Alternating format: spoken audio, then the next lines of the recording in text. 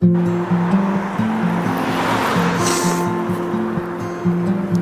22. og 23. marts er der basiskursus i enagrammet i Aarhus Valgmenighede.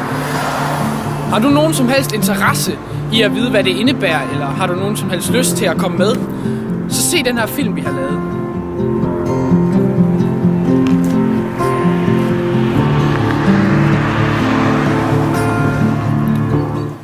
Fordi jeg kender en, der har snakket rigtig meget om det.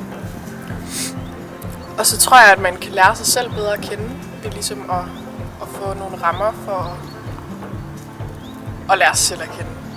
Altså bare sådan intens undervisning og sådan noget, det tror jeg i hvert fald er godt. Få nogle redskaber og sådan noget til måske at lære sig selv at kende. Lære Gud at kende måske. Jeg ved det ikke. At jeg måske kommer lidt længere ind i mig selv mere, hvem jeg selv er, finder altså det tror jeg bestemt, at jeg får lidt nemmere ved at se, hvem jeg er, og hvad der gemmer sig lidt længere inde i mig.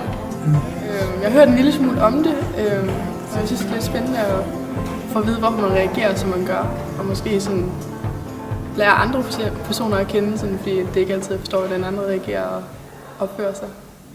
Hvad er basiskursus egentlig? Hvad er det? Okay.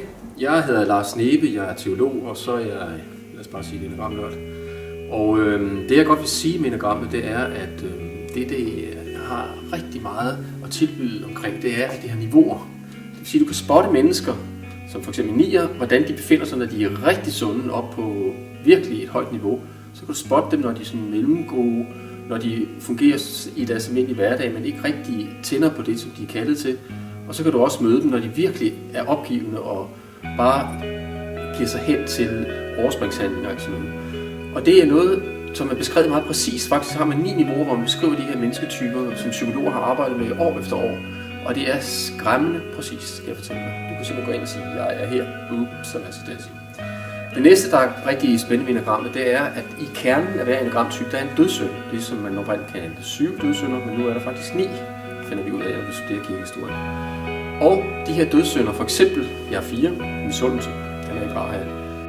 Når jeg går op og ser Edvard Munch-udstillingen som 4, han er selv 4, så føler jeg, at mit figenblad bliver revet af, og det er virkelig bare at stå nøgen foran en, der afslører, hvad misundelse er. Når du ser hans billeder, så finder du ud af, hvad dødssynden misundelse er. Og vi ved det godt, når vi ser selv i spejlet, at der er en bestemt ting, som har magten over os.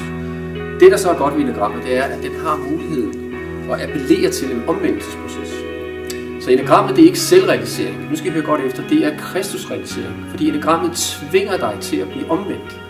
Det gør ondt i hjertet, når du finder ud af, hvad din dødssynd er.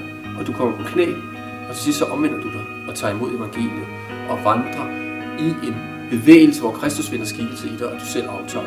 Fordi enagrammet er på en måde en struktur, som ligger i kødet, som Paulus siger, vi skal døde kødet med åndens gerning. Så enagrammet, det er vejen til frihed. Kristus, han er vejen, sandheden i livet. Tag på det her kursus og opleve, hvordan er der en type indikator her, der giver baghjul til mig at bryde sig. Det her, det er virkelig dybdegående.